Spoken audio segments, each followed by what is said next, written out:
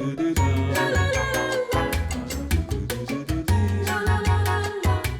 right, hey, before we kick things off here, I want to talk about the presenting sponsor of this show, and you guys already know that it's Miller Lite, because no matter what team you're rooting for, there's one thing we can all agree on, and that's that football season brings us together. A connection like that deserves to be celebrated with a light beer that's just as great, and at just 96 calories a can, Miller Lite is the only light beer you want to celebrate with all season long. The best. We're having Chase Daniel on later. He strikes me as a guy who has been through a few cases of Miller Lite in his days. 100%. Yeah. Ran into him at Mizzou. A couple of the guys did. Danny, you did, right? Yeah, me and Nick did. He was talking about going on the Yak, maybe the show, and he did. Yeah, he is. He's coming up later on this episode. You gave a nice little cheers of a Miller. I'm sure that was nice. He was drinking Miller. He's a Miller guy. Yeah, How can he not be? How can you not be? Beautiful. So Miller Lite in your hand, football just doesn't taste great. It tastes like Miller time. It's Miller time all season long, from kickoff till the final whistle. You can't go wrong with a Miller Lite in your hand. Listen, it just pairs well with football. Oh, it is football. It is, man. Yep. It really is. So make it Miller Lite, make it Miller time all season long. Get Miller Lite delivered right to your door when you go to MillerLite.com/Redline, or you can find it pretty much anywhere that sells beer. Just make sure you celebrate responsibly. Miller Brewing Company, Milwaukee, Wisconsin. 96 calories and 3.2 carbs per 12 ounces. Yeah, I loved that when we went to the tailgate a couple weeks ago for the Bears. They had people who will have like a whole Bears like themed converted bus or truck or box truck or whatever. There's just Miller Lite, but they're like work Miller Lite into like the decorations. Yeah, it's too. like a design. Yeah. There's like a Bears design. I love that. Miller Lite. Yeah. So all right then, bang bang. Welcome to the mid show. White Sox Dave is out.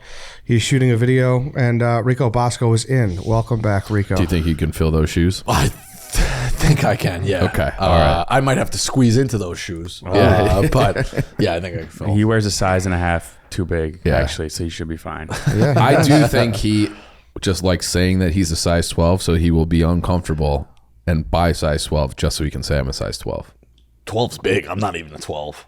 Dave's a 12. Dan started that on a stream once. He was like, your size is, you have 8.5 shoes, and then they photoshopped it. It's I don't know why we get upset about small feet, but whatever. Well, it's because the thing. And you know what they say about guys with big feet. small socks. Yeah. I think Jerry is like an 8.5, right? I think so, Or yeah. 7.5, one of the two. He's a little guy. That's why Dave's really a 12. That makes no sense. That's what he says. He just wears bigger shoes so to make people think he has a bigger wiener. Crazy. We had a whole baby foot gate. What do you do if you have to run?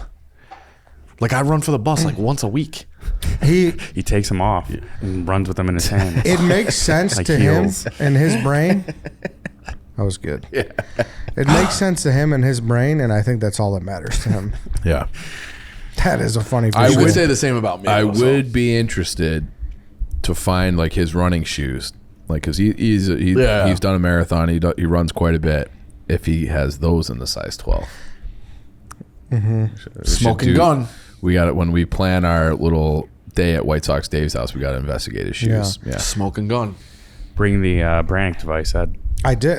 The Brannick device, you got one of those at home? What's that? It's like the metal thing, Shoe Carnival or And they Payless. slide it up. Yeah, like the... Oh, you have one of those? Oh, yeah. How'd you get that? I ordered one online. I thought you just stole it from Payless when the guy wasn't looking.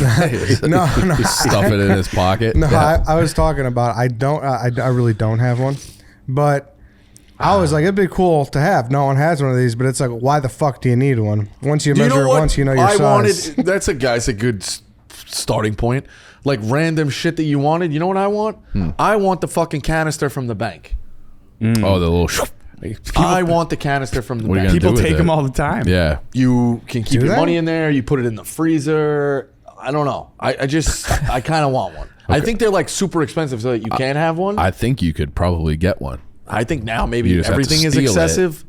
Nah, I think they gotta sell them. No, the company who makes them, they wouldn't sell them to the public. I think they probably make enough selling them to banks. There's banks popping up left and right. I guess, yeah. Banks And then fucking people are urgent stealing them, cares. so the banks have to reorder. I don't know if I would steal. I feel like that could be like a federal crime if you stole it. And they got cameras anyways. So Yeah, they I'm would not know trying now. to steal it. But it would be an all-time thing to put spare change in at home. That would be cool. That would be nice. I never really have spare change anymore. I took like a flower vase and put it up on next. I have like this water dispenser. I'm like, I'm gonna fill this with all my loose change. I got like $1.17 in there. Like it's Really? after like a year and a half, I just never have change. I got a people lot don't of carry change. cash. I got a lot of change.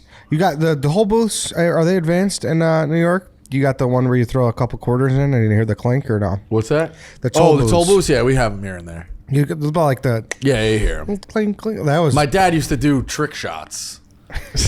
Like if my mom was driving, he'd sit and fucking through a hook Through the shot sun- over through the over sunroof. thing. Yeah, my mom would be like, "Don't do that!" Like, no, that completely over the car, like a Yeah. fucking maniac. dude. Back in the day, if that was the only way, and you drop your quart, like you're under your you're car fucked. digging. Yeah. Like that's awful at a drive-through. You drop your cart or something. Yeah. Nightmare. Oh, and you're backing everybody up. There's Yeah. I mean, the toll booth backing up people is like the absolute worst. And you have people thinking about, should I just go in reverse into the highway? Been there. That's People that fucking take forever during a toll booth, unless if you genuinely just fucked up and you don't have money and it's like cash only and you're in a card lane. Yeah. But if you're just like not figuring out how it works, you fucking You're a suck. fucking idiot. Yeah, because you're already waiting anyways. So Yeah. what were you doing during that time? Yes. Yep. Yeah, I did. This was probably like 3 years ago. I was in like one of the downtown parking lots where they have the Brit, like the gate.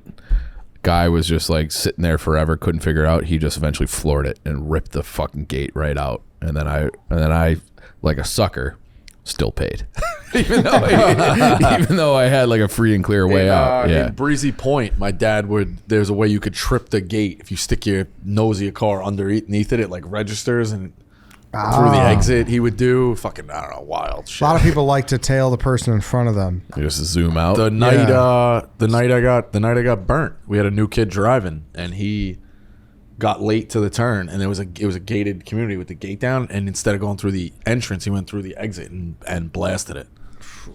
But the fucking house was on fire. So You ever talked about that? I took a while to I would wear pants for a long time. I didn't want to show it. Just keep separation of church and state. yeah. You know how people are. They'll be like, "Oh, you're looking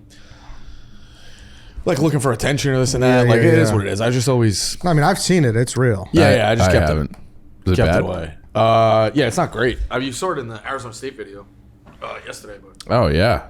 Shit. yeah, the other one's small, but it's actually way better than it was. But Yeah. Oh yeah, it's- that actually looks good compared to the time I saw you. yeah, it's When we it's did crazy. that Silvio video, you were like still wrapped up and shit. Yeah, it was wild for a while, but yeah, it's but yeah, the kid he fucking ripped it off.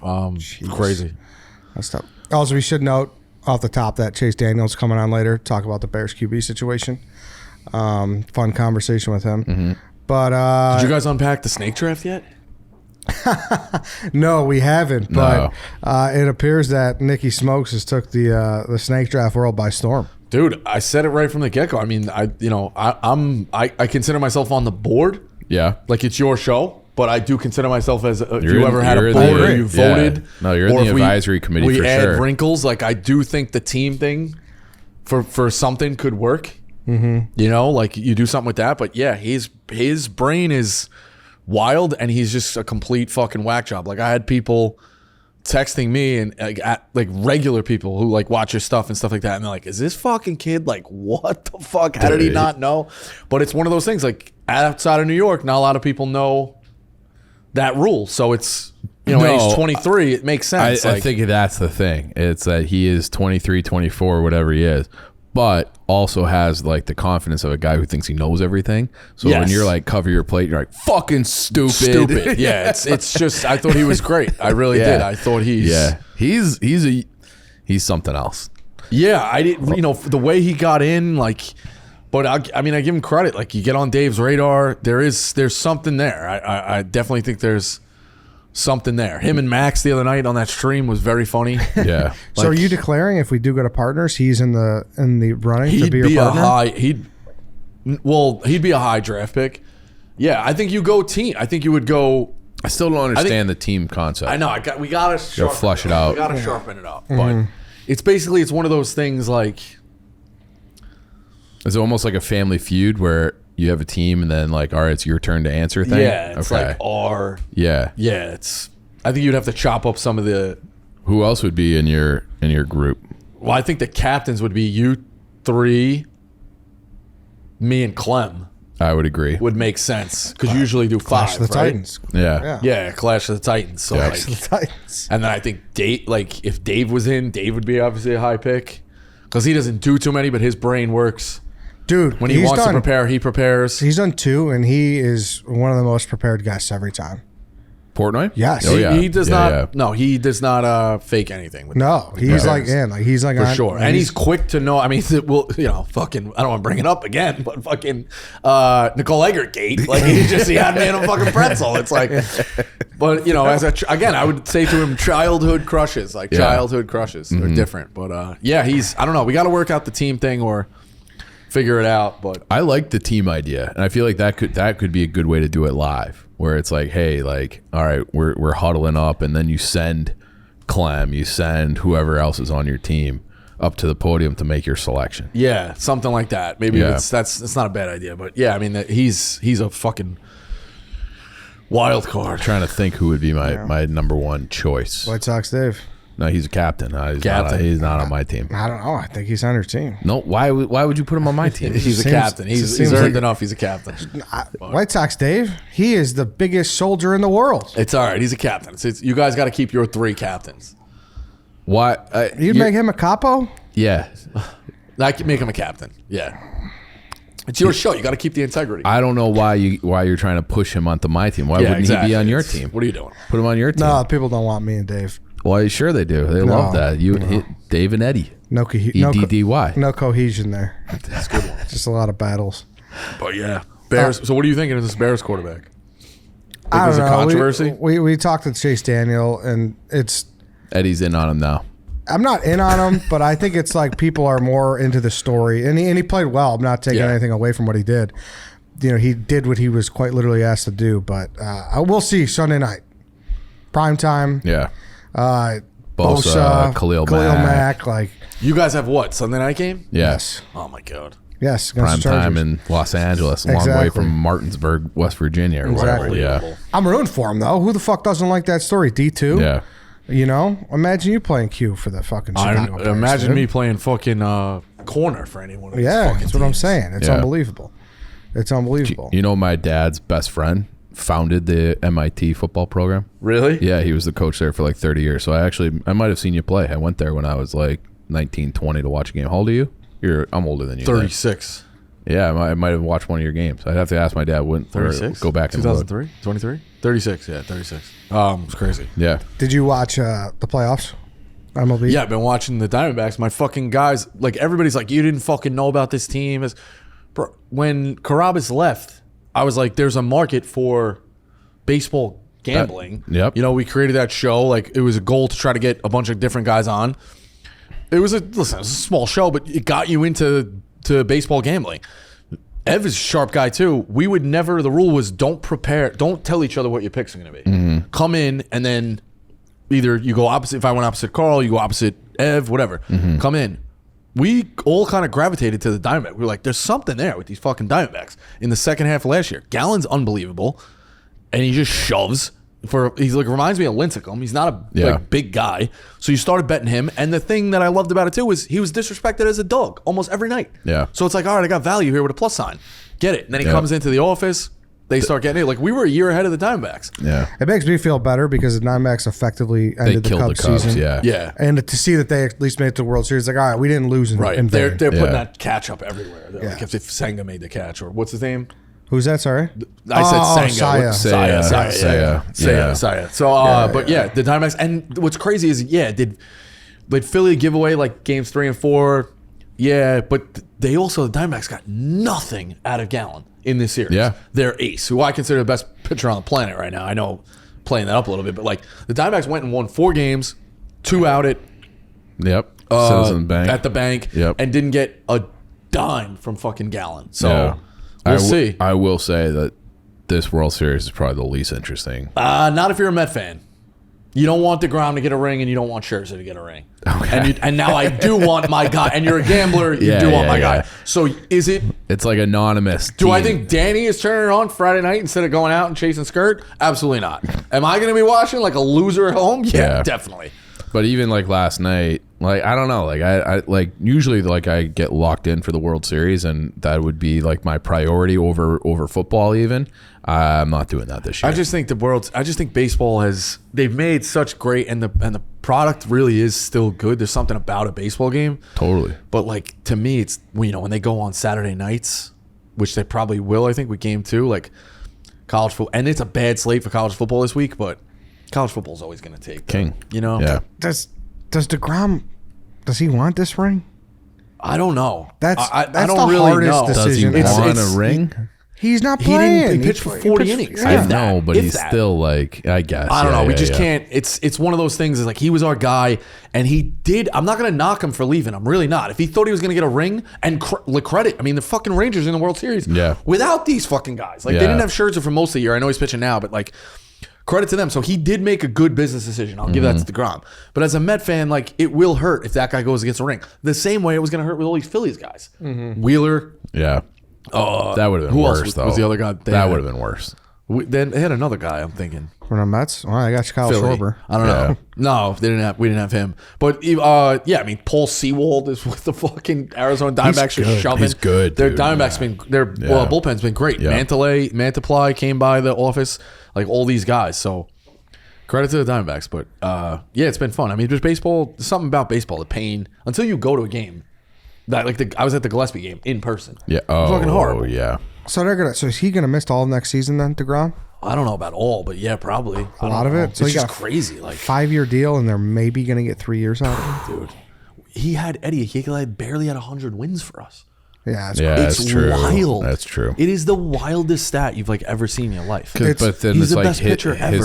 that stretch he had was just like Unbelievable. Yeah. Every night it was like crazy. Yeah. And the craziest thing, typical Mets, that story, that five, you can't touch them. DeGrom, Harvey, Syndergaard, Yeah. Wheeler, and Matz. Matz. Of all the five, the one that we were like, okay, we're good getting rid of him first was Wheeler, and Wheeler's going to turn out to be like the best. which is The most crazy. durable Crazy. for sure. Yeah. That's just the Mets is not evaluating talent either. You know what I Yeah. mean? Like, But it did feel it's kind of like both of those teams, like the Cubs and the Mets were kind of coming up at the same time, and it was like one team is built with the bats, the other team is built with the arms, and then it was like who got it right, and the Cubs obviously they got the one World Series, but their core fell apart so fast too, and I don't know that 15 NLCS, it felt like they were gonna butt heads a lot. And over the next 5 years, it was gonna be New York, Chicago for like a 5-year stretch, and Yeah. it just never. but it's a great time. Obviously, you got the NBA. I didn't even know the NBA was starting last night. Yeah, Forgot about that. I was watching hockey, but Hockey's on. Like I've seen the graphics now with people's TV setups and yeah, I think we're already done with October, but October's a great month. yeah. when everything's lined For up, sure. yeah. It's definitely like you start to get into the thick of it in college Con- football, conference football, You still kind yeah, of go yeah. out. Yeah, it's really getting going. What do you? I'll be honest. I'm embarrassed to say it, but I haven't really followed this Harbaugh shit that much. What's like? Can anybody break it down as best as possible? I haven't as what we just talked about it on Pick'em, but is the guy Stallions on the staff?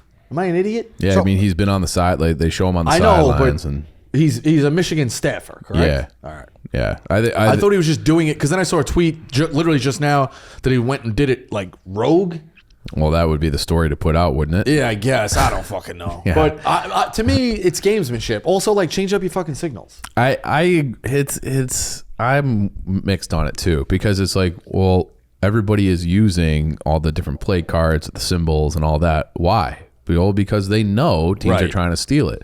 So Harbaugh is maybe going a step further. Yeah, in scouting is legal, but then Dave was kind of dunking on it too. He's like, the reason that they don't allow people to go in person to scout is because the poor schools can't afford going. So it's one of Yeah. those things like, technically they would allow you to scout in person. If it I don't was, know. yeah. I mean, it goes back to fucking high school. Like Yeah. we were playing in a semifinal game and St. Anthony's coaches were in the stands writing shit down. Yeah. Like you go watch a game. Other teams' coaches show up and like, look, all right, like this Bosco And what- Bosco bites on double moves. Write that down. yeah. Now, hey, we can get that motherfucker. Like, I'll never forget my college coach. I love him. Still very good friends with him. I'll probably have to cut this clip and send it to him to laugh. I get a start. I was a program player. I get a start, I think, my junior year. One of my first starts. It's like homecoming, third game of the year, junior year. And he's walking through the lines of calisthenics like he always does. So it'd be like, the guys that didn't really play, he wouldn't give. He's like, all right, let's go, bro, with the Massachusetts accent. Let's go, bro. He'd give you that. Then there's big guys. He'd be like, let's go, Ryan, need a big one. Let's go. Like, he'd get you. So he comes to me. He's like, need a big one today. He's like, they're going to be going at you. He's like, I know the game plan. They're going to be going at you. takes like 2 steps, gives it a beat, and goes, and who could blame him? Oh, thanks a lot, coach. I was like, inspiring that I actually confidence. wrote it, though. I wrote like an email about it later on and sent to like people or Facebook post or whatever and reflected on it. Like, in all seriousness, though, that's telling you like it is. Yeah. That's a coach not holding it back. Like, Yeah. and in truthfulness, if you could sit there and pout and cry, like, the fact is, we had an all-conference corner on the other side. They were coming at me. They'd be morons not to. So either figure it out, and you're going to get thrown to the fire, or not. So, but yeah, it's hilarious. Takes the beat and goes, who could blame him, bro? I was like, all right, thanks a lot, coach. Nah, but and it's one of those things where, coaches are at every game. And if you see something, well, you're not going to write it down. If you notice a tendency. Oh, duh. With all the film, too, now, you probably get all the angles and shit. Yeah. Like, well, and then, like, Portnoy had that. Do you see his tweet the other day? Where it was, they showed Aiden Hutchinson just absolutely fucking blowing that guy up. He's like, yeah, do we cheat on this play? He just comes in and bull rush, knock the guy on his ass. And you still have to execute. You still have to play. Like, there's a reason why these guys are sleeping 3 hours a night at the facilities. They're studying fucking everything. Yeah. So, I don't know. That was when I started to respect college coaches. And again, I played Division III. Mm-hmm. But in high school, like, they would give us the formations, and that was about it. Or they knew, they were like, they're looking to do here's key players. Like, our high school coaches worked hard, respected it, but did not go to the level. I walked into college, they had on the board Sunday mornings, would have every formation and every play. They ran 32 dives, they ran slant route here, they had options there, they had ways to counter it. I'm like, man, this is division. Like, what do they do at D1? What is fucking Nick Saban? Nick Saban forgot more football than even Division III. Like, it's crazy the tendencies and the time that goes into like even just doing that. And also, you're working off a fucking shitty film from a student. Yeah, like up 40 feet high. A guy like Eddie. Is it quads? Is it is that a running back? Like, it's fucking wild the time that goes in. So respect to that. Yeah, 100%. Yeah. And also, while we're talking college football, like, your chance to go to a game is rapidly closing. Yeah. Like, this season is. I mean, it's November. Quick, man. It's wrapping up. We got Dude, basketball in 2 weeks. If you want to go, though, you should use the game time. You got to use app. game time. That's Game like time's the the way to best. go. Yeah. You've been recently, right? Like, I got some using stuff game coming time? up as well, but yeah, I mean, the concerts, like, just the process itself, there's nothing worse than like sweating it out. You're standing out in the parking lot, you're like, what the fuck has never happened with Game Time? Yeah. Game Time hooked us up at the Final Four. Yeah. Without Game Time hooked up a lot of people to Final Four. It's unbelievable. Game I Time just used it for Blackhawks opening night. I'm going to be using that a lot this year. So yeah, everybody, if you don't know Game Time by now, what are you doing? Yeah. I mean, honestly, we went to Colorado, Nebraska. I mean, the list goes on and on where it's just a seamless process. Last minute tickets, flash deals, zone deals. Yeah, Mizzou. Like, there's just so many times where they've came up clutch for us, and it's just easy in 2 taps. You just download that app and you're good to go. So take the guesswork out of buying tickets with Game Time. Download the Game Time app, create an account, use code MID for $20 off your first purchase. Terms do apply. Again, create an account and redeem code MID for $20 off. Download Game Time today. Last minute tickets, lowest price guaranteed. I have a trivia question for you guys too, and this is not to make you guys look stupid. Someone did this to me. Okay, I'm prepared. All right. Who was the 22 first overall pick in the NFL draft?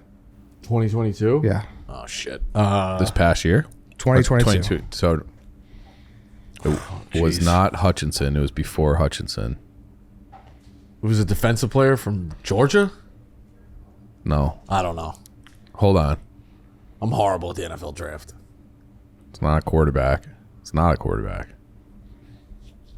Fuck. Who had the pick? Houston? No. CJ Stroud. No, that was this past year. That was 23. What year are you saying? 2022. Oh. So that was like the Hutchinson went second overall. I don't know. Hold on. You give up? No. Jeff's gonna pull out his buzzer soon. I definitely do. All right, fine. Trayvon Walker from Georgia. You had it right. The kid from Georgia. Defensive player from Georgia. But like, so Dana did that to me, and I guess it's like a trend on TikTok. I don't know if you saw that, Lance. You laughed when I brought up the question. And pull it on your buddies if you're listening. It's like the most. I don't even know where he is. Jacksonville? Yes, Jacksonville. Okay. It's like the most forgettable first overall pick ever. And how's he doing? Is he doing good? bad? Is that from what what I the issue understand, is? he's like okay, but not number one pick good. That's what I understand. Yeah. I don't watch it. I'll text Chaps. We'll see. I'll text him right now. Be like, what's the who's the first round pick? Yes, exactly. Well, no, I just want to ask Chaps, is Trayvon Walker good? But isn't that crazy? Like, It is. last year, and like it's like stumping so many people. It's kind of like I bet you could do that with the NBA too. With the NBA? Who was the number 1 overall pick in 2022 in the NBA? So Wembanyama obviously was this year. Yeah. The year before that, it wasn't the kid from Auburn. Or no, from It was the kid from Auburn. was it? Was it the kid from Auburn or was it Yeah, the kid from Oklahoma State that went to the Pistons? No, that was 2021. Cade Cunningham, friend of the program, bench mob guest. R.I.P. Shit. It was the kid 2022 from Auburn? was the kid from Auburn. I can't think of his name now. I'm blanking. Is he Good any player, good? too. Is he Real any- good player. is he- Yeah, he's doing well with the Rockets. He's on the Rockets. I can't think of his name. Hey, he could jump out of the gym, right? Yes. He could fucking dunk his ass. Get his name. I don't know his name. That would be Jabari Smith. He went third. Okay. Number 1 would be the Magic Paolo Banchero. Shit. The Duke kid? Yeah. Yeah. Yeah, man. I am in that. I don't hate like that. I just reset it. What Like, do you I know mean? we should, like, the 2022 draft. Yeah. Who cares? Yeah. Well, it's I funny. got lines to look at this Yeah. week. I got guys to worry about to say their name correctly on Pick Central. feel I'm like not, I I'm could- not dismissing it. Yeah. But, and it's not that long ago, but it's one of those, like, Not just your brain soaks that shit in when you're young. yeah. And then, like, that's like 10 years. I'm going to be awful at the dozen. You know what I mean? Like, you get like some see, of I these. feel like you're always going to have some strong categories because I feel like you'll always be good at movies. You'll always be good at the snacks. You'll always be, like. The fact that we're still friends should say a lot about me because if you watch those early ZD matchups, credit to you. bro, you took it like if this was golf, he'd be federally investigated for sandbagging. Do you, Clem as well. Do you know? But like, I mean, they we were a credit- mess. Yeah. Yeah, we were. We were soft. great. They kept us around because we were a great team. I think we lost our first 6 matches by a combined, no joke. Am I exaggerating? 13 points. No, we were always in games. We were That's in what he's every saying. game. Combined, Yeah, so yeah, 6 yeah. matches, so 13 like points. one Like, or 2 points. I think that's even high. I think it's lower than 13 Yeah, probably. points. Like Yeah. we were right there. Then the fucking North Dakota State kid. When I had the answer, Yeah, we yeah, talked. yeah. So we used to just talk ourselves out of it. Well, but that's you what they guys said. got They- the best captain out there. They credit it all Second to best coaching. captain behind Kirk. But you got Dave is very good in dictating what Yeah. should be said. No debating it. So Yeah. And like I tell everyone, like people are like, oh, I'm nervous for the dozen. I don't know. Yada, yada. I'm like, dude, the questions are already written. yeah, you either Yeah. know it or you don't. Or you don't. You either and know that's it or just you all there is to it. You could go out there and score 24 points and know every question. Yeah. You could know 0. I Yeah. get excited when there's like in the Final Four when there was answers that or the championship that answers that like it's like a Slumdog Millionaire. Mm-hmm. Like I knew like they'd be like, "Are you sure?" I'm like, "I'm telling you, I watched it on a Friday night. It's Mike Breen." I'm like, Yeah. "I'm telling you." Yeah. Like that's the Monday night game, the Miracle. I was Yep. like, I know who's my friend's basement. I was in that Watching game. that game, Like I yeah. get excited about that. I'll be honest. I also fell asleep during that game and got woken up to the replay. Okay. Like he was like, "You got to go." Yeah. But that's how I knew. Like so, whatever. But that doesn't. Yeah, you can't prepare for that shit. No. I do think, at least with our team, we've had issues on the live shows where I feel like those guys get all bent out of shape, and it's like, well, that's like the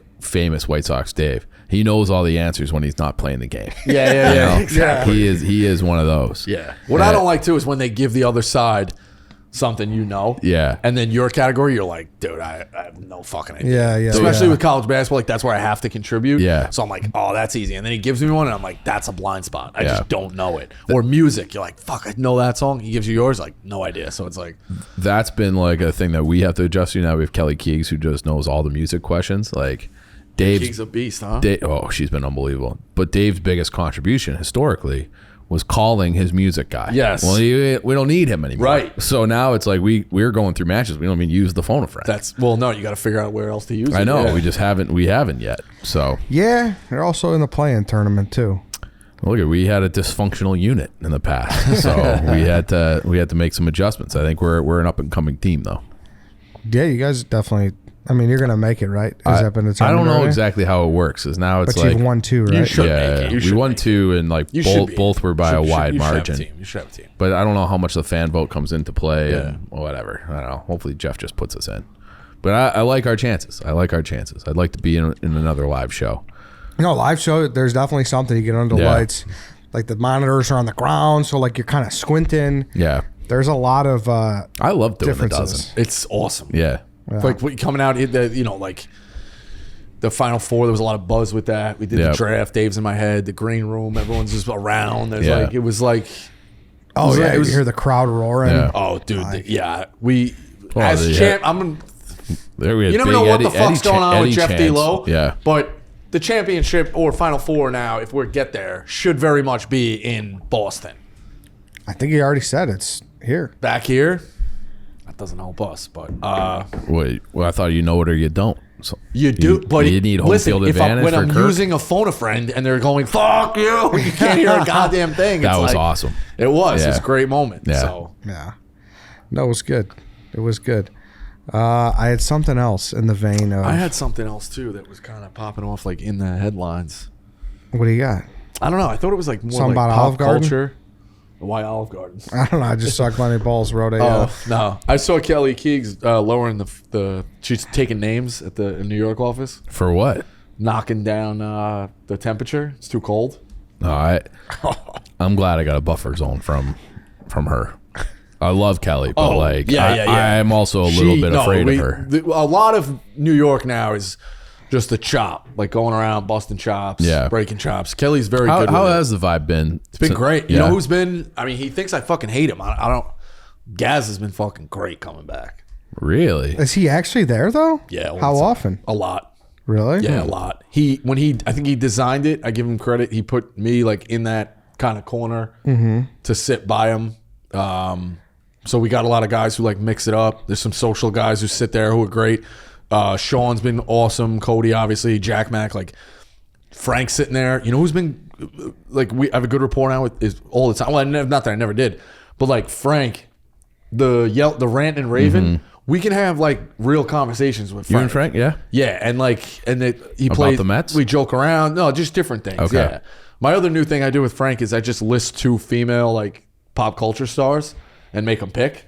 I don't tell him what he's necessarily picking, but he does them on the spot. So me and Frank have a very good relationship. The only knock I guess on Frank is he's got his games and he's traveling a lot. He hasn't been to enough streams for my.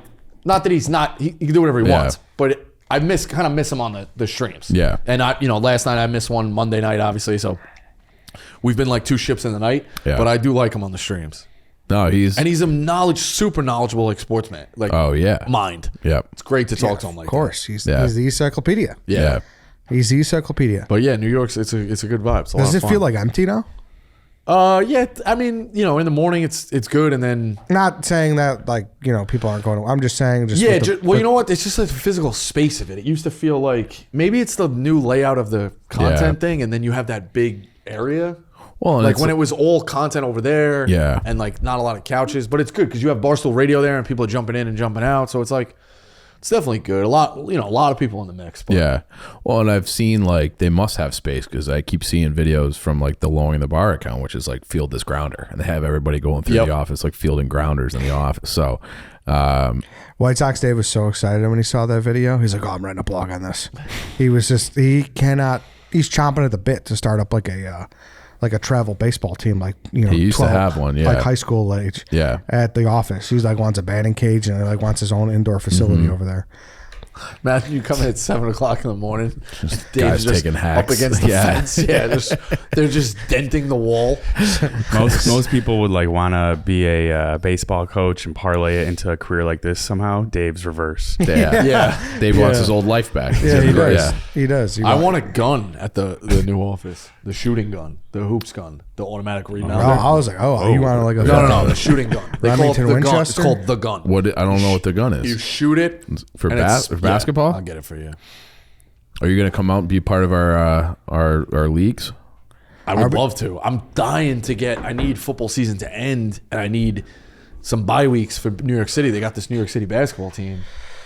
I'm gonna be like Gronk. I'm gonna get signed like with one regular season game left to go and make a playoff run. Not that I'm like an expert, but I have seen some of the tape. I think I can contribute. Okay. I think I could go get like 8 to 10 and fire up some threes. All right. Dude, which it's is crazy fun. that It's also, I've never been on a team where they rely on me to score. So this will be nice that they're like, all right, you got free reign. I'm just like pulling. That You're would the be guy. a rarity. We're running the offense through Bosco. Yes. Bosco N1. Yeah. Yeah. Going for Clemmer. It'd be fucking Yep. great. it's crazy that there's legit after this weekend. They're basically 2 months we're halfway done with the NFL, kind of. Here, it's this thing. I See how it spits it back out at you? Oh yeah, Yeah, we yeah. put under the hoop. Yeah. Spits it back out at you. That's keeps a weird track of name makes for and that. misses. Yeah. What's it called? It's called like the gun, shooting gun. feels like it should be called the cannon. It's more cannon size. Yeah. I feel like that distracts me though. Maybe I need that though No, to get it's over the cool. Do you know yips. this guy's had the yips since he was what, 7th grade? Yeah, Oh, really? broke my ankle against Queen of All Saints. Haven't been able to shoot since. No, I know. They tried everything. It's like a mental block. We're gonna see Eddie shooting late night at the new gym. Yeah. I'm gonna have to be, dude. Yeah, I would love to get in there at like 6 in the morning. Yeah, I know Big Head was saying he's got to lock the thing up, but like, I'm gonna get I think we exposed. should. I mean, you know, the rent's expensive. We should run leagues. Run a fucking men's league in there. They're like, all right, we have security. Like, Yeah. all right, you guys, you come in through this one door, play. We haven't been yet. It's not like quite full, right? Quite a full court. It's definitely not 93 feet, but it's close. if you showed up for a men's league, I've played in way worse men's. Yeah. Yeah. The basketball, we couldn't walk on it, but it was laid the last time I was there. It's not as wide, right? Though, like the they No, have because the the 3-point is a little tight. a little Yeah, tight, yeah, and then they yeah. have those. You better be careful running out of bounds because they got some The pillars. pillars, are there. I think high insurance coverage for the league, but it is Yeah. what it is. Yeah. But then, hey, listen, it's a nice little cash job too. Like 7 to 11 maybe. $20 for the clock guy. I could be in charge of the refs. I get a little cut back there. So like you just look at little cash side. You're gonna have, gigs. you're gonna Not have a bad, full time you job know? running Yeah. the basketball court. Yeah, exactly. Not bad. Yeah, I'm out of the exactly. content game. I'm into the basketball league game. Yeah. Imagine we start like renting it out for men's night, like book sales, like an old gym in grade school. yeah, unbelievable. I think Nick Tarani said he wants to have a high school dance. Exactly. dude, it's You know what would be very funny at college fair? Oh yeah, job fair. Job Science fair. Yeah, What's going on? Down we there? should Job fair. put on a science fair. Yeah, we should. No, like volcano. everybody in the office has to like build a fucking bridge out of popsicle sticks or something. Like that would be. Jesus. I call it a baking powder volcano. I'll do that. We had that, and I think it was 8th grade. Like we had to, everybody had to make a bridge, and then they would put a weight on the bottom, and who's Physics in high school. Dude, did you have it science fair though? Like your 7th or 8th grade? 7th, 8th grade. We got to both. pick. You got to pick mine your were topic. The two dumbest topics ever. Dude, It I was got how long does gum last? The flavor of gum. Chew the gum. Yeah. Completely fudged it. And then in 8th grade, I stole the one from the Wonder Years when they make the mouse run through the maze. I don't remember that episode. You use a It was live Wayne. mouse. No, not a mouse. A hamster. Okay, So a for a hamster? full week, you feed a hamster regular diet, and then for the next week, you feed the hamster root beer and Cheetos, and see how their diet affects. Bro, swear to God, look it up. It was What dumbest happened? thing in the world. The other thing was I went and bought a big box and got like bricks from the side and made the bricks to have it run through. Yeah. The fucking hamster just climbed the bricks. yeah. It just climbed You over the need bricks like one and of did those whatever it little white wants. lab mice where they like. Yeah, you need one of those. So there was no definitive winner. Diet was. I just wrote it. Like, Yeah. I just wrote out what I did. Like you have a hypothesis that the diet's going to affect it. So you, for conclusion, you want it to be right. So I just wrote, yes, times were bad. I don't know what his fucking times were. The fucking thing climbed over the fucking Yeah. bricks. I don't I know. did which water would evaporate the quickest, and it was like I don't know, like spring distilled and like something Oh, else. really? Yeah, and like completely fucking threw it together. Like I've said before, not a good student. And the first guy who comes up to me to be the judge, he had like a really heavy accent, and so like I just like I was fucked before I could even enter the arena. And you got first, second, third place. I got honorable mention. I couldn't even get third place, dude. Yeah, but how many kids were in the class? There was probably 7th grade, so there's probably 50. So there's probably me and Oh like yeah, so but honorable not mention. getting no. Like there was no like 1, 2, 3 honorable mention. There was like there could be like 31st. And like so like there Oh, was, you got honorable yes. mention. So like I couldn't even get a third, and there was no. Yeah. And let me tell you, there was like me and like 2 other people that got honorable mention. You got the not pictured in the Yeah. yearbook. Yeah, it was a very tough look for me. Eddie showed up. Yeah, exactly. Yeah. That's basically what honorable mention was. Yeah. Just sitting there in your lab coat, all sad. Yeah, dude. It was. I mean, it was what I expected, so I wasn't disappointed. Yeah. There Was you your go. dad disappointed? You know, I don't even think he knew about that Okay. one, so that was nice. All right. It kind of worked First out religion, well. now this. Yeah, so it was nice. Yeah. But it was why? Who even cares? Yeah. evaporates. The big line fastest. in my house when you used to have to drop projects on them, and it always felt like you dropped them on them on a Sunday night. Yeah. When they're trying to watch programs, my dad gotta would go always to be office, like, I Max." fucking passed the 6th grade. I fucking passed the 6th grade. I don't have to do this again. I'm like, "Ah." And then my mother would be like, everyone stay calm. No bad words. And you'd be like crying, fucking doing a fucking presentation on D-Day. Shit show. I just need a poster board. Yeah, I It's need an a absolute poster shit board. show. When's it There was due? one time my brother in 8 high a.m. school, he came home late from practice.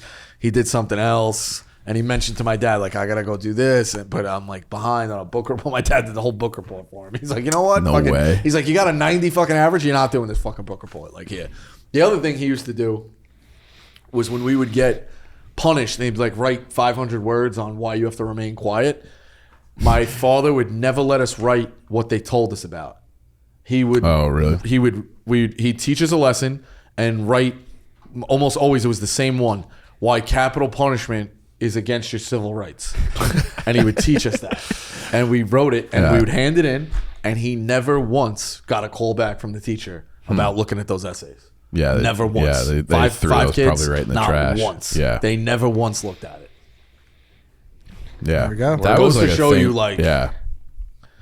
Fucking whatever. But All my younger siblings, my parents helped them with their homework all the time. They told the two older ones, "You guys are on your own." dude, I've heard crazy stories that parents are holding kids out of, like, they take the first test, study really hard.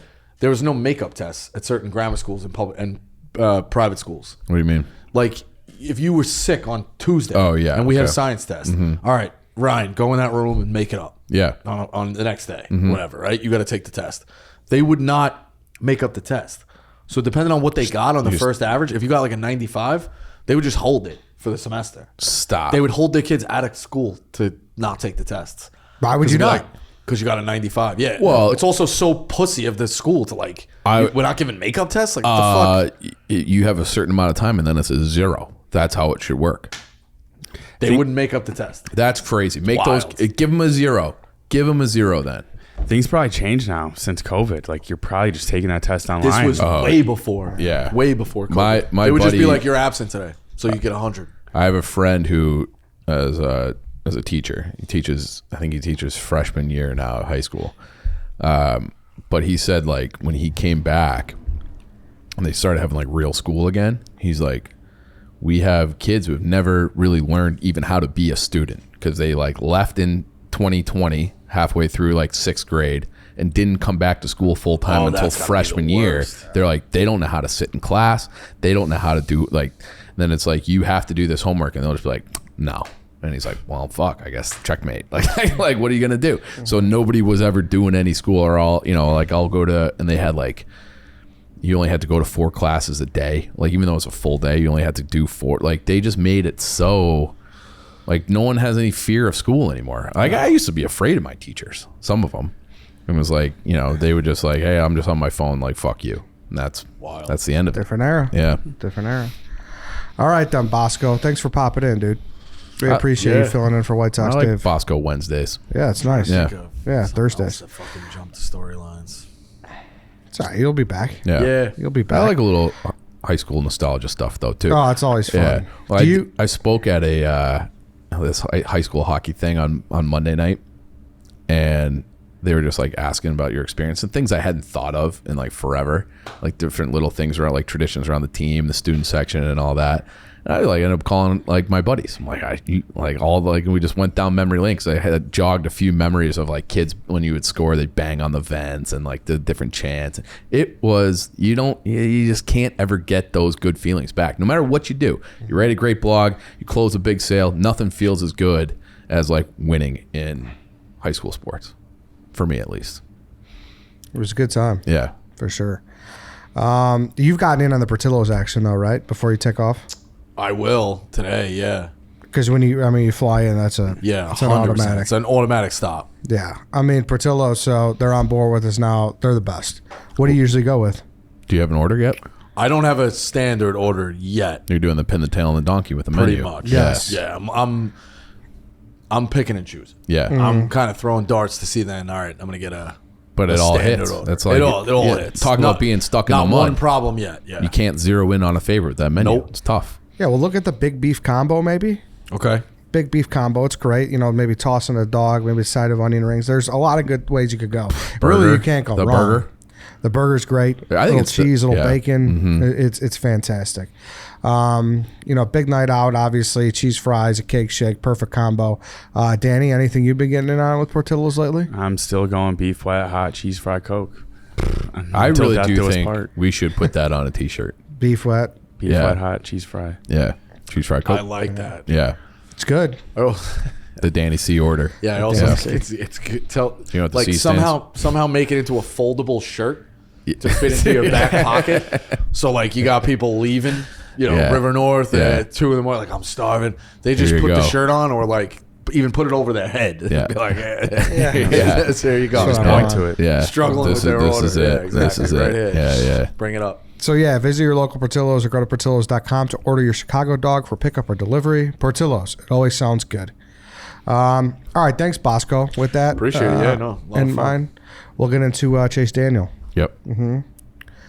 Whoosh. Whoosh. No, Dave. It was weird not to have him whoosh. Yeah. All right, now we are in the interview portion of the show. We are joined by former Bears quarterback Chase Daniel. Chase, thanks for doing this. Yeah, thanks for having me on. I appreciate you. I know I was supposed to come on a couple weeks ago, but just some stuff came up, so appreciate you guys having me on, man. Yeah, of course. We were just complimenting your setup. You're in the content game now. The clipboard is on the shelf. It looks nice. Your setup looks nice. I appreciate it. Look, my wife did all my stuff behind me. I don't know if you can see. It's a little blurred because that's the effect that these cameramen tell me that I need to have. The effect needs to be on my face, not the stuff. But the stuff is cool. The Stuff's stuff is cool. cool. And this took me a lot longer to get set up. But I think now that I'm in the content game, I'm good to go. Yeah. The beard looks good. Like you got Yeah, like the that's cool the guy. main thing. Yeah. Yeah. I'm very Yeah. jealous of that. Yeah. Yeah. I need one of those sweatshirts though, bro. Those sweatshirts are sick. Dude, these are nice.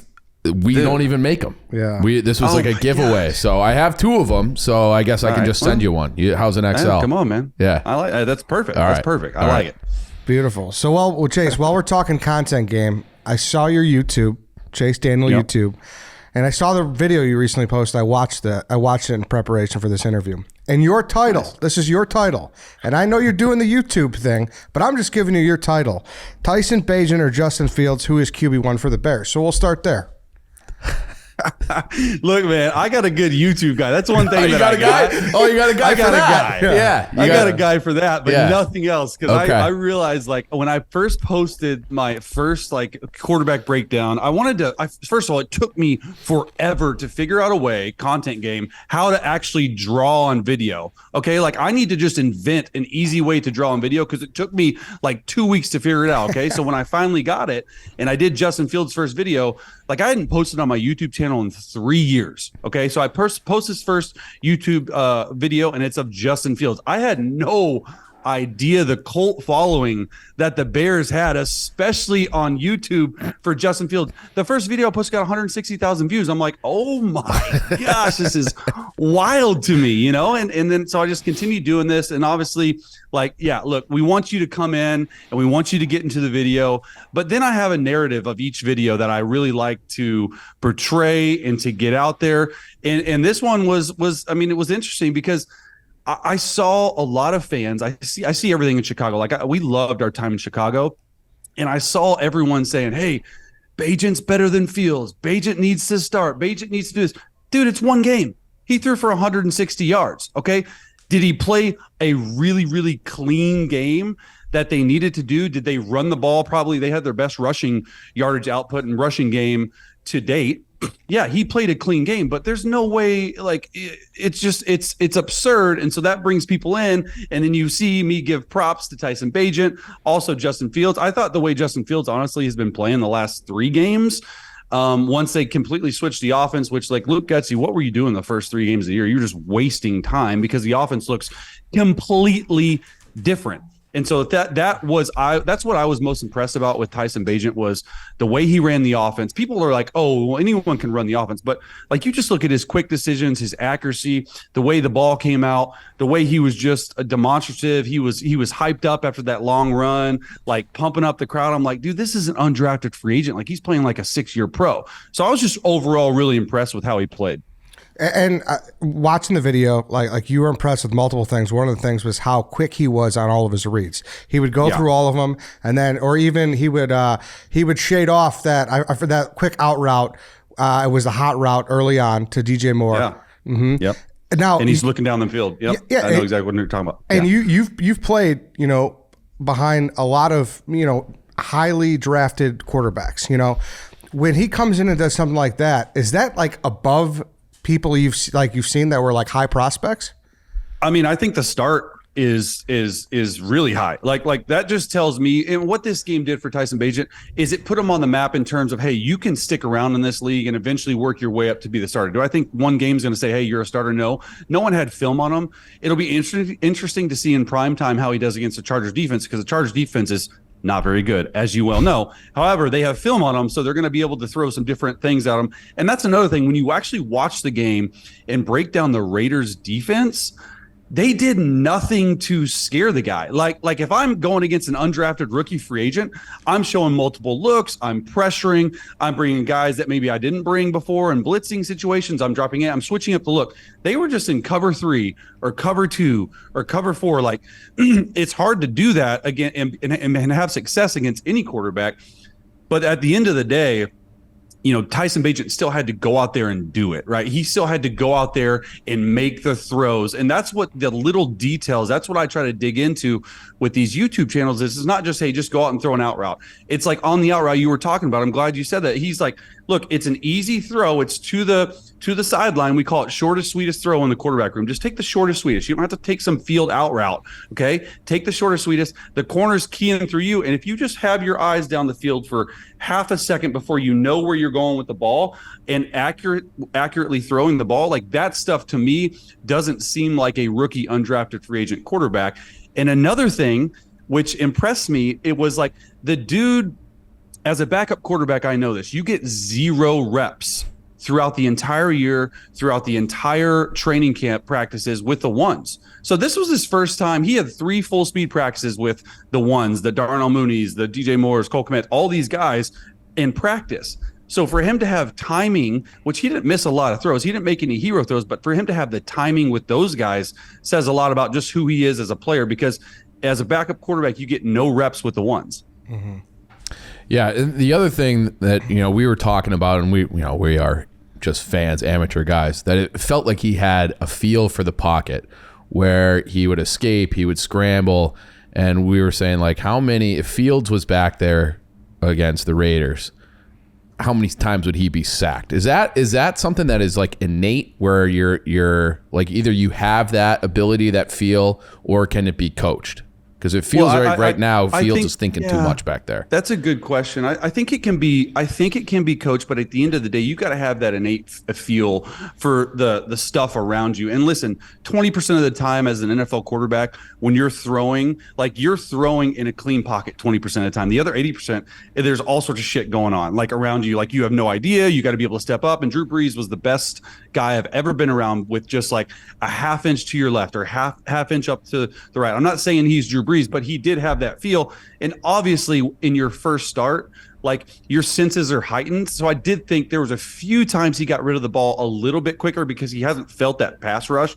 Like no matter what you do in practice, you're not going to feel that pass rush. And I think like one of my favorite plays of the game, and everyone's like, well, that's not super sexy. Like, what are you doing? And I spent probably 2 minutes on this play with the breakdown. It was 3rd and 5. Okay. They're in the field goal range. And he gets to his 4th read and just checks the ball down on a little flat route out to the right on the Bears sideline. It's 3rd and 6, and everyone's like, man, like, what are you doing? Like, throwing it behind the 6. But if you look at the coverage, everything was covered. Okay, I'm not saying Fields would have taken a sack there. Maybe he would have scrambled around. But he just went through his progressions, trusted the offense, dumped it off, and there's 2 guys converging on this running back, and this running back breaks the tackle, first down, gets 7 yards on 3rd and 6 in field goal range. Didn't take a sack, didn't take points off the board, and just played within the offense and got a first down. Impressive. There you go. Yeah, so, and you mentioned this off the top, like what was Gessie doing the first couple of weeks with Fields? How different was the offense that Bagent was running yesterday versus what they were trying to run with Fields in weeks 1 and 2? Do they? I would say it was actually pared down from what Fields was doing the last 3 weeks when that offense was like all world and they were crushing people and scoring 30 points a game. I would say they majored in running the ball first and foremost, like quarterback's best friend. Everyone knows that, right? But then I would say they majored on nakeds and bootleg fakes, quick game. And then when he needed to play on second and long or third and medium, he let him throw the ball down the field. And that's where he sort of excelled past what I thought he was able to do. Like, honestly, in your first start as an undrafted guy, like, just don't turn the ball over. But instead, he made plays, right? Like, he made plays when they needed to make plays. And honestly, sometimes as a quarterback, that can be really hard to do when you are run the ball on first down, run the ball on second down, that's 3rd and 8. You're like, well, shit. Like everyone knows they're throwing the ball now on 3rd and 8. And I didn't think that was the plan. I thought they were really good on early downs throwing the ball. Their screen game was really good. Everything like that. So I think he protected, when I say Luke Getsy protected the quarterback, but then showed Tyson Bagent, like, hey, you can go out and make some plays. We're going to need you to make some plays. And at the end of the day, everyone's saying, hey, is it the Raiders defense or is it Tyson Bagent? I think it's a little bit of both. But at the end of the day, I go with Tyson because he showed me what he probably showed the coaching staff, right? Because if you remember, when they decided to keep him, at least in my opinion, everyone was like, what are we, like, you're undrafted rookie free agent. I know he played well in the preseason, but you're trusting this guy to back up Fields over other people that we brought in, and ultimately it paid off for the staff. But now, Chase, be honest about this now too. Are we impressed because he's an undrafted rookie free agent? That was his first start. If this was someone else, would we be impressed with this game? Like, what? Like, there's no expectations, right? So if you kind of reel that back, like, are we really looking for this guy to be a guy, or where are we at on that? It's so early to tell, man. But I do think whoever it was, whatever team it was on, any undrafted rookie free agent to come in who played at a D2 school, Shepherd, mind you, by the way, didn't play D1 ball, right? Like, so didn't get a lot of starts, in high school and college and playing with this type of level. For him to go out there and play the way he did, like, to me, it says, like, the ceiling, who knows, but the floor is like good backup quarterback, which teams need all the time. And it's so early to tell, right? Like, I think we'll know a lot more after this primetime game with the Chargers, because they're going to have to score points to win this game, because the Chargers offense is coming and they're going for you. And they're actually a really, really good offense. They got him down a little bit in the second half against the second ranked Chiefs defense, but it'll be, if they want a chance, the Bears want a chance to win this game, they're going to have to score some points. Let's say, because Fields has been listed as doubtful, that Bagent gets a start again and they win and he performs in, as good or slightly better, and then Fields is cleared. Then what do you do if you're the head coach? Yeah, I mean, that's a hypothetical for the ages that you could probably do a whole show on, because let's do it. There's Caleb Williams. There's Drake May lurking out there. So, like, I know they're not tanking, and I know they would never tank because it's illegal. It's illegal. You can't do that. Yeah. But, like, in the back of Ryan Poles' mind and the front office executives' minds, like, okay, what do we want to do? Do we want to play our guy and just give Justin every chance and every availability to just, like, ball out and tell us he's the guy? Or do we just want to see what we have in Bagent? In our minds, we've already moved on from Justin Fields, and see what Bagent can do, if he can be a backup, because we know we're going to draft high if we continue to lose, right? So that's the $1 million question. At the end of the day, I just think I have a hard time believing that executives are up there in their offices thinking, let's just blow it and not play Justin Fields. Like, in my opinion, like, you got to play Justin Fields. You have so much draft capital on him. He's actually, his ceiling is going like this. Like, if you look at from the start of the season to how he's played, he's gotten a lot more comfortable. And it's just unfortunate that, I mean, you need this thumb to throw the ball. Yeah, no, you're right. Yeah, so when you watch tape of Justin Fields, you still see a guy who can be a franchise quarterback? Franchise quarterback, I never said that. Top 10 quarterback. Top 10 quarterback. Yeah, I mean, top 10 quarterback, that's hard to tell, because I still think the sample size within the offense that he's been in, because if you look at last year, before that New England game, that New England Monday night game, the offense was so bad, and they were running a pro-style offense, which is not Justin Fields. Yeah. All of a sudden, you switch. Justin Fields runs for thousands of yards on the ground last year, and then starts this year. You do the same thing for the first 3 games, and then you switch it in the last 3 or 4 games that he played really well, man. Like, and he just, like, everyone goes back to that KC game, is like he called out the coaching. Well, maybe it was the coaching. Yeah. Maybe it was him overthinking stuff. Maybe, hey, at the end of the day, just go out there, play free, and see where it brings you. I think there's a lot of work to be done still, but you would have just loved this time, especially as a Bears fan, especially as a front office guy, to have this evaluation time for the Bears, because the chances that they make the playoffs slim. Not saying it's impossible. However, so you have 10 more games to figure out, hey, what do we have in this guy, and what's going to be our plan as a franchise moving forward. So you brought up the prospects, Caleb Williams, Drake May. Have you gotten a chance to watch them much? What are your thoughts? Yeah, I mean, Caleb Williams is excellent. Like the dude is nails, and I think he's probably the biggest, the best all around quarterback prospect. But then you look at Drake May, and he's had some moments where I'm like, man, like teams are going to have an issue here. Like, who are we going to pick? I mean, not an issue, because 1 or 2 or 3 are going to be great. But I mean, the quarterback class for this class coming up is probably the best I've seen in 4 or 5 years, like overall. And those two are leading the way for sure.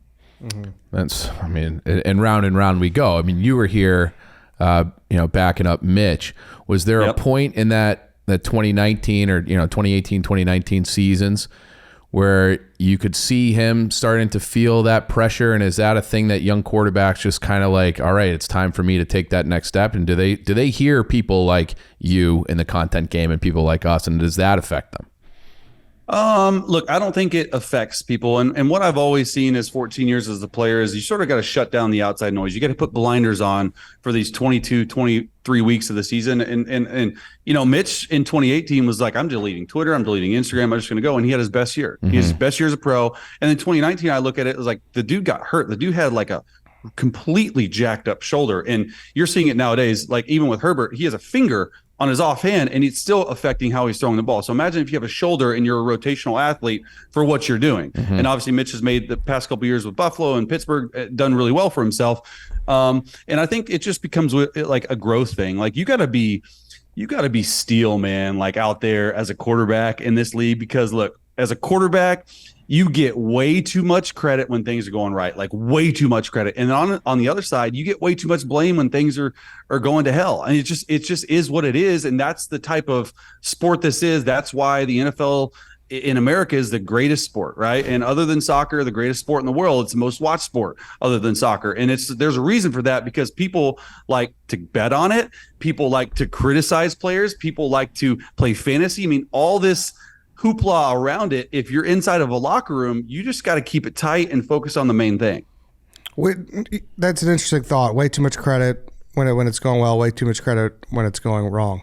Do you feel that way about coaching, about game planning and scheming everything, or is that like, hey, no, that's about a huge chunk of who wins or loses? Look, I've always been a firm believer, and this might be crazy, but and it might turn some heads, but I think a little bit of a fact where on scheme wise, coaching's overrated. At the end of the day, it's players, not players. And there's been a lot of coaches that I have been around that have said the same thing. Look, as a coaching staff, we can only give you so many thoughts. We can't overload your mind with thoughts. We have these thoughts. We think they're gonna like win us a game. We think they're gonna be successful. But then you go into a game, and the plays you run in practice, you might have on Wednesday, Thursday, and Friday practice, you might have 95 plays as a starting offense that you run during those 3 days. So 30 some odd plays a day. A normal game is 65 plays in the National Football League. If you get one play of those 65 plays charted up exactly like you did in practice and it works, like it's amazing. Like, yes, like we're the best coaches ever. Mm-hmm. So like, it's a failure sport. And so at the end of the day, you can call it, but you got to be able to live in the gray as a player. And you got to be able to say, hey, this isn't just so black and white. The best players I've been around and been with in quarterback rooms, they succeed in the gray. And what is the gray? Well, it's not black and white. This coverage, I'm not sure what it is. I don't care what it is. I'm just going to go out there and run my offense and play like that. So I think that's sort of like what is interesting about this game, in my opinion. Yeah, and then going back to what he said, do you feel that way too? It feels like, I've said before, it feels like you watch Justin Fields and you could tell when he's thinking. Yeah, it does feel like that. Yeah, I would say the first couple games of this season, And a little bit last year, he, in my opinion, wasn't processing information fast enough. And that's easy for anyone to go out there and say, because it just wasn't, in my opinion, quick enough and what I'm used to seeing. And that doesn't mean that he can't do it, because in the last 3 games, it was like, hey, ball out, I see it, go. And I think that becomes a standpoint of like, hey, don't overthink it, right? And I think that's where Justin went, is like, hey, just go out there and play ball. Like at the end of the game, I'm out in the schoolyard, I'm playing some ball. I'm not overthinking that there's 70,000 fans that love me, 70,000 fans that hate me. I don't really care. I don't care. At the end of the day, you just got to lock in and play ball. What advice would you give to Bagent? You said, he might be a very good backup quarterback in the league. You might have had the most successful backup quarterback career ever. So what advice do you give to a guy like that to hang around and be in the league for over 10 years? Man, just take it one day at a time, because if you get too far ahead of yourself and you start reading your clippings, then it's just going to go like this. Like, it's just going to go down, right? Like, you just got to put in the work. Like, at the end of the day, like, I'm a firm believer, maybe I'm old school, but like, good things come to those who work their asses off and work hard. And I was the first one in, I was the last one out. I prided myself on that. And not just the standpoint of like, I'm just going to sit there and be on my phone. Like, I'm actually working. I'm trying to get better in my craft. Always think that you can be a starter in this league. The second you don't, then you need to be out, because like, what are you doing just riding people's coattails? Like, to me, that never flew. I never had that mindset. So that's the mindset I would suggest. And I probably think he does have it. And you got to have a little swagger about yourself. Like, you got to have that confidence that beams from within you. You got to make guys around you play better. And it looks like, in a small sample size, that's what Tyson Bagent can do. To get off the quarterback for a second here, Chase, you played here, obviously, like we said, and you played with Cody Whitehair. There's been some issues, and he's moved from center to guard throughout periods of his career. There's been some issues with the snaps when they're out of shotgun. Was that a point of emphasis when you were here? Do you remember that? Did he have trouble with that in practice? What is it with Cody and the snaps? Yeah, I don't know. Cody's my guy too, and so we have the same agent, and we were really close when we were there, hung out a lot, and yeah, it just is like, man, it just seems like something's just not right, and it's unfortunate because the dude is like the nicest guy you'll ever meet. His wife and kids are amazing, and yeah, he never had an issue when we were there, and he's one of those guys in the locker room that you want to fight for, and that you feel like, hey, like, we're gonna rally around this guy because he's trying his best. He's not some mean dude or some bad apple. Like, the dude is a leader on the team. So when leaders like that falter a little bit with their play, like, you feel bad. I'm sure he's working right now to get it fixed. That's interesting to know. Yeah. So all right then, Chase. Then we could we could end on this, unless if you got something. If you went from Chase Daniel, the content guy, and you're in the front office, okay, and you have the choice between 4 quarterbacks is to get behind for the 2024 season. You're looking at Justin Fields, Tyson Bagent, Caleb Williams, or Drake May. Who are you putting your weight behind? I'm gonna put Caleb Williams out there. I think he's the best overall prospect. I think he's got some Mahomes unique skills to him. I think he's got his own skill. I think he's got a really strong arm. Love how he evades pressure within the pocket, which is literally the game of quarterback right now. So I'm rolling with Caleb Williams. Okay. Yeah. All right. That's going to be an interesting decision to make, because they have that Carolina. Regardless of how this season plays out, they're going to have a shot at one of those guys. So, also, how about Mizzou? Yeah, dude. Top 16 in the country right now, and we're on bye. We'll probably be top 15 next week. Yeah, let's go. They're rolling. Now the gauntlet of our schedule though is coming up. We That's had the a SEC. little bit easy. Yeah. So we'll see how it finishes. At least we're going to get a really good bowl game. But I've been so impressed with that team, especially Brady Cook. Yeah. Like, you should have got me yesterday because I was wearing this Luther Burden T-shirt right here. Like love what he's doing too. So it's impressive to watch. And honestly, like, Mizzou fans were hungry for it, man. It's the only D1 university in the state. Yep. Not much else going on over there. So it's been fun to watch. Are you still a King? I think we were there the same weekend as you. We were down at, what was it, Bullwinkle's? Yeah, some of our guys ran into at Harpo's. Yeah. Yeah. We were at Harpo's. That was fun, man. I you know what? I hadn't been back in 14 or 15 years in the fall because obviously, like, I had a job to do with NFL. And there were a couple times where bye week was like almost close to homecoming, didn't end up getting back. So yeah, it was actually, the LSU weekend was my birthday weekend. I was turned 37, so it was crazy. And what's interesting to me is my wife sort of pointed this out when we went back, like, we went to the game and we went out to Harpo's one night.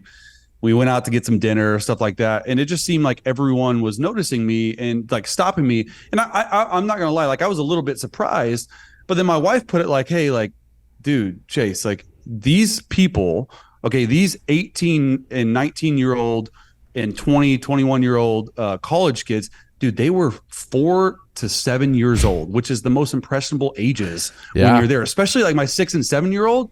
So like they grew up like literally idolizing you. And I was like, and then I went to my kid who's 6 and is just now getting into football. And I'm like, man, he like idolizes some of these college players. I'm like, it totally clicked. So it was an interesting age gap, like this year to go back like that 5 to 8 range, which these kids were. It just makes me feel old, honestly. Yeah. It was a great era there for you. So it was fun. That makes sense. Chase, thanks again. Chase Daniel on YouTube. Anywhere else people could find your stuff? Yeah, just Chase Daniel Show and just search it up. And we like to do 4 to 5 breakdowns a week. We got Brock Purdy dropping today, which will be interesting because the narrative around Brock Purdy is he a system quarterback? Is he not? He struggled as of late, 0-2 the last 2 starts. So that should be a good video. We're dropping it today. Awesome. Check that out. All right. Thanks again, Chase. We appreciate it. Thanks, guys. All right. So that was Chase Daniel. Main takeaway. Yeah, nice guy, number one. But, it's kind of like our Freaky Friday thing where it's like he wants to ride out with Fields. I wonder what the threshold is. Like, how many starts do you need before you know? Yeah, like, listen, I'm optimistic. I'm rooting for Tyson Bagent. I hope that's clear. Yeah. If it's not from the postgame show this week where I was just, in a position where we were going head-to-head with what we thought should happen, which is fine. Well, that's why let me flip this on you. What? I still maintain that the best case scenario for the Bears is that Justin Fields is the guy. I am rooting for Justin Fields. Like, I just don't think he should be rushed back, especially after what we saw last week. So give him another week. I think an ideal scenario is Bagent plays this week, like kind of what Chase says. There's going to be film on him now. They're going to disguise some things, which the Raiders didn't really do. Maybe he comes back down to earth a little bit. Maybe you give him one more, and then you bring Fields back to whip the shit out of Carolina, and then you roll with Fields the rest of the year. I think that is, you get a sample size on Bagent, and then you can I think that's the best thing for Fields too, because then you can kind of like all the people doing this about Bagent's better after one game. That door will be shut, I think, with 2 more, and I don't think anyone would be calling for Bagent if he has 2 more games. And then Fields comes back and he's 100%. Because I'm getting the vibe too, and like you got to be honest with me. People are falling in love with the story. Oh, the story! Story's great. The story's Story's great. Awesome. Dad's the arm wrestling champion, the D2 stuff, and Shepherd College and sure goes in there and does exactly what he needs to do. It's awesome. You just don't see it that much in the most popular sport in America. Like he just said, at the toughest position of any sport. Oh, and he's been really good with the media. When they asked him about the hey, what the Nathan Peterman thing, like he's coming in, dude. He's like, well, make no mistake, I've got a fucking cannon, like that kind of. And Yes. he's a guy who's getting laughs, from the media, and he's got a charisma and a moxie and stuff like that. It's easy to fall in love with him. Yeah. Especially when he plays well. So I do think the best case scenario is Fields to emerge as a real franchise kind of top 10, 12 quarterback that you feel like you can win with. But that window's obviously closing fast. Rapidly. Pretty clear. Yeah. If it's open. Yeah. Yeah. So that's the thing. But it's like, this season, it is also such a weird thing is the NFC is so bad where it's like you feel like the Bears are just the worst team. They fucking suck. If they beat San Diego somehow, they could be in a tie for the last wild card at 3 and 5. So then it's like, well, then what do you do? Does that change? Because I had kind of written off the season, but then it's like, well, you just keep playing, and it's like, who gives you a better chance to win? And you just kind of have to take that week by week. But it's an uncomfortable time because you gave him the option of 4 quarterbacks. Who do you want? And he says, well, no matter what. Based upon what he was saying, no matter what, if you have that Carolina number 1 pick, you're taking Williams. Yeah, and that's what everyone has said too, where he's just too big of a prospect. Where even if you kind of like Fields and you were like, all right, I'd be comfortable with this. he's just too good to pass on. So Yeah.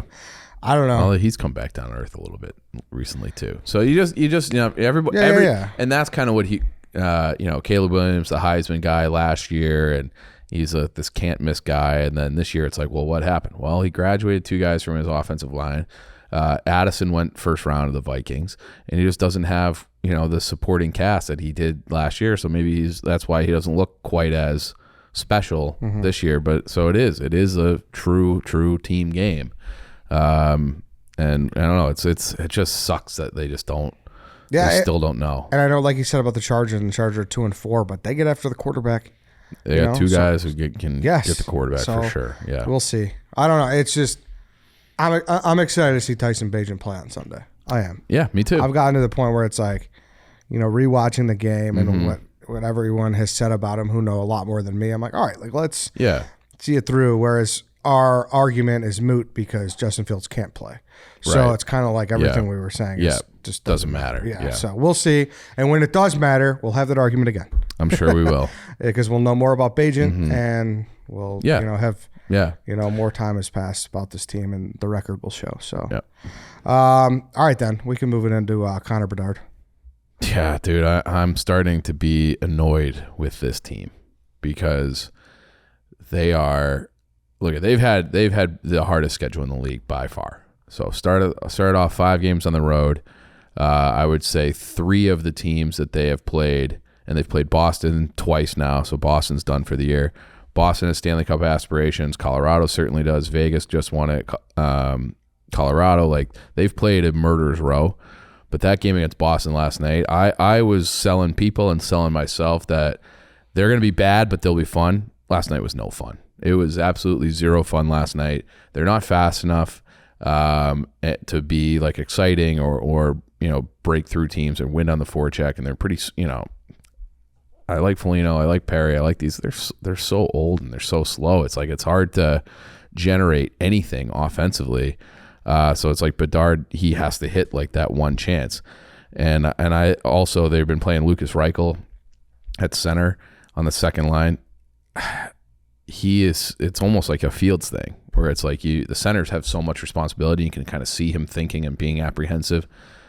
Just put him on Bedard's wing and just go play free. And just, that experiment's just not working. Bedard needs help. He needs speed and creativity with him because they just don't have anybody. Taylor Hall's out. He's week to week with his shoulder thing.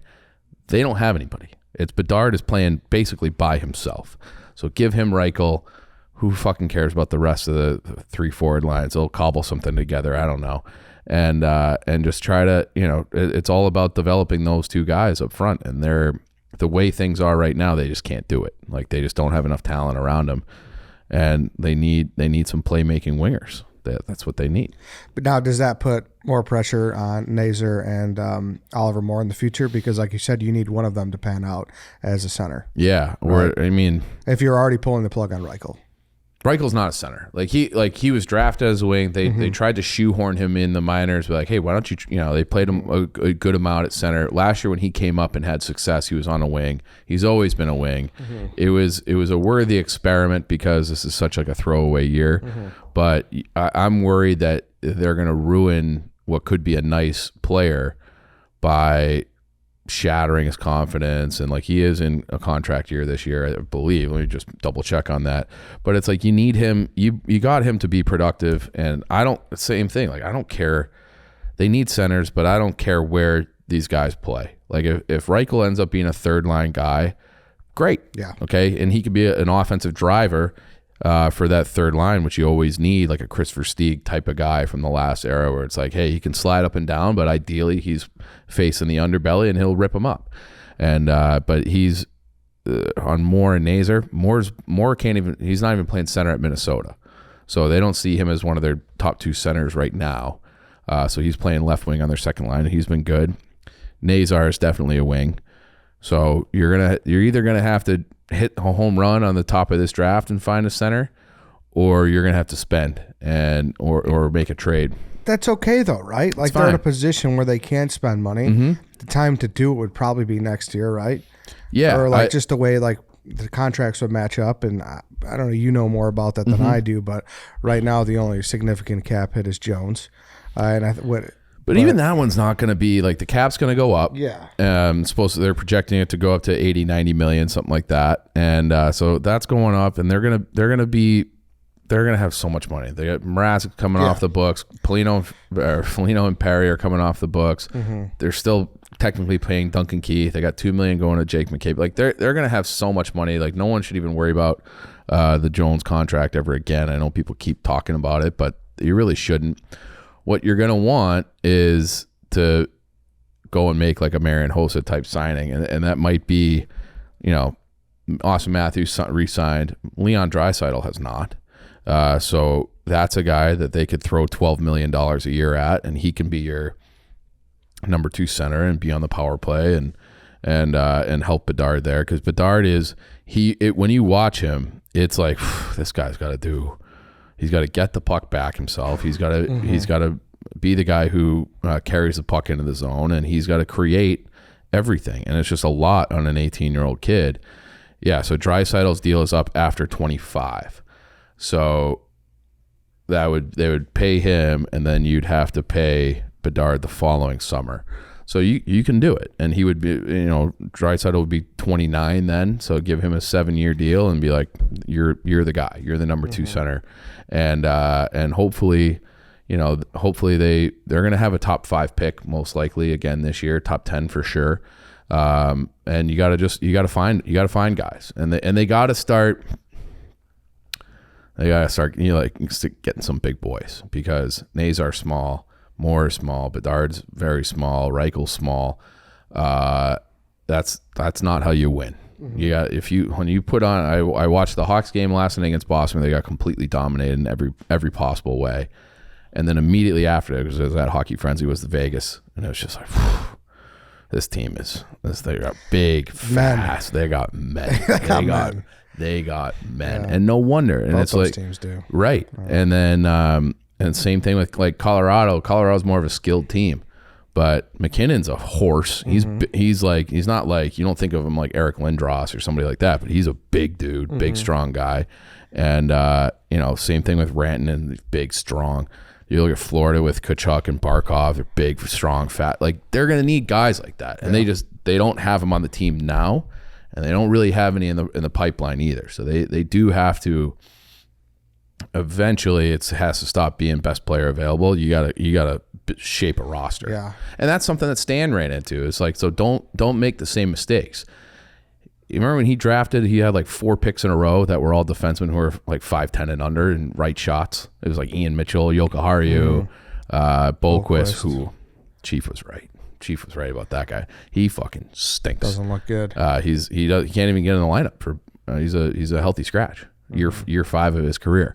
So, but they drafted the same guy, and Stan would be like, well, they're the best guy on our board, and it doesn't mean they're all going to play here. We could trade them. Well, you're never going to get. They're never as valuable as they are going to be the night that they play for you. If you're looking to trade him, it's because he's not better than the guys ahead of him.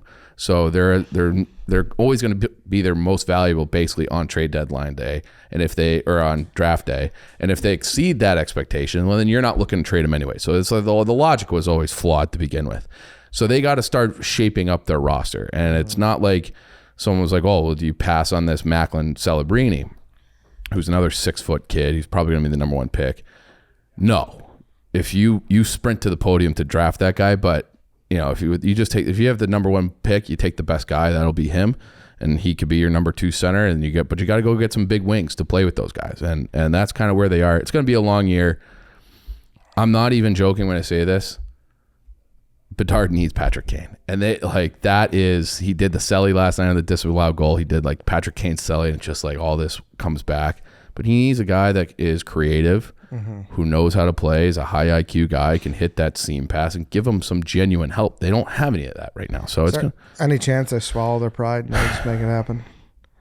Like, hey, we assessed this. We're, how many games in? I think that there is one very prideful person in that organization who says no, and people can guess who that is. And I don't think it's Davidson. So, but it should be. They should just be like, hey, like this is good for the team. This is good for the team, the development of the team, and it's based on hockey and not anything else. Yeah. because he would be perfect with with him as a wing. So We'll see, man. yeah. I'll tell you what, Kyle Davidson, you got a golden ticket. Yeah. And now Don't you really got fuck to it show. up. You really got to show what you're. Yeah. You can and do. like it is going to be a long process. It's going to be a long process, but like you can't just fall into the same traps that the previous regime made. Like you gotta have a balanced team, and like those teams that's why those teams in the 10 years ago were so special. They could play any way you want. Sharpie was tough. Host is big and strong. Taves is big and strong. Versteeg was sneaky tough, and they were fast and skilled. So if you want to play a physical game, fine. Yeah. The Anaheim, nobody can withstand this many hits. This team could, okay? Because they were winning board battles. They were doing all that stuff. So they were doing all the dirty work, and I'm worried that we don't have enough dirty work guys. It's crazy to think about, though. Like that was once they got that number one pick, there was not a better GM job in the league, right? Yeah. When you consider, financially, capital wise, money wise, and you consider draft capital wise. Oh, they got a shit ton. And more's coming. More's coming because they got 2 first-round picks. They have their pick in Tampa's this year. Then next year they have their pick in Toronto's, and then they got 3 second-round picks this year. Like, and you don't have to make all these selections. If you're saying, hey, whoever it is, restricted free agent this summer, I'd have to do a Google search. Be like, we'll give you Toronto's pick and 2 seconds or something like that, and 2 future seconds. Give us the rights to negotiate, kind of like what they did with Seth Jones, where Seth Jones is going to be a free agent. They traded ahead of that, sign and trade basically. Mm-hmm. You can do something like that. Yeah. And they have these good young defenseman prospects that they can ship off, like, hey, we'll throw in this guy, whatever, and just make it come, speed it up a little bit, because it's time. You don't want to delay it because you don't have enough talent around Bedard. Mm-hmm. So you gotta start making strategic moves to fill out your roster in the next year or so. Moving to the other team that plays at the United Center, they open the season tonight against the Oklahoma City Thunder. We're recording on a Wednesday. Obviously, you guys are listening to this on a Thursday. Yeah. Good luck to them. Good luck. I'm so disenfranchised with the NBA, especially the regular season. And this team, like, there's nothing, like, we've kind of run this experiment. We've seen it. They're just going to have to give me reasons to care. You know what I mean? Like, it's going to have to happen throughout the season.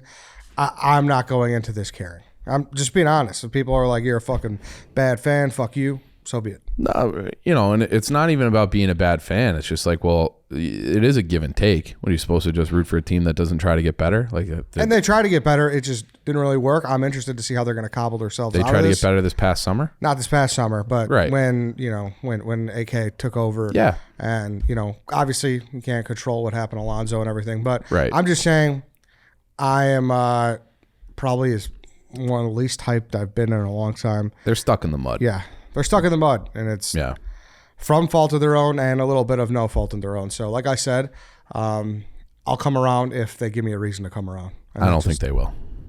I think it's going to be. I agree. Yeah, and especially the way and it's a whole. Even if they were that good, it's hard to pay attention to the NBA regular season, outside of certain moments, right? Like right before the playoffs, like after the trade deadline. If there's big things that happen, it's fun. Opening the season usually fun, but then it's like there's such lulls in the NBA. Yeah, that it's not even fun. The NBA is one of those. It's more fun to talk about than to watch in a way. Like it's the roster construction and this kind of stuff for sure. But it is like it's just they're just kind of, like I said, they're stuck in the mud. They're not going anywhere anytime soon. So. We'll just shift over and just watch hockey, I guess. Yeah. All right, then. We could wrap the show. Thank you, everybody, for listening. Should say, too, Dog Walk tomorrow, bonus episode with former Loyola coach John Holacek. I'm very excited for that. Yeah, me too. Check it out. State playoffs kicking off this week. A lot of great games. Go out and check all roads them out. Go through St. Charles. Yeah. We'll Red Gate Road. I don't know about that, but a lot of good games. Like I said, good luck to everyone competing.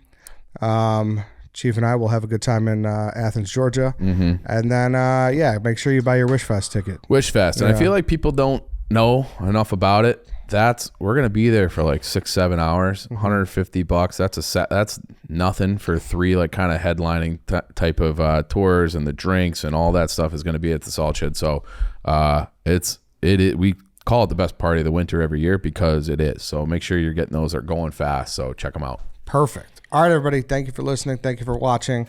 We'll be back after the Bears game on Sunday night. So we'll see you then.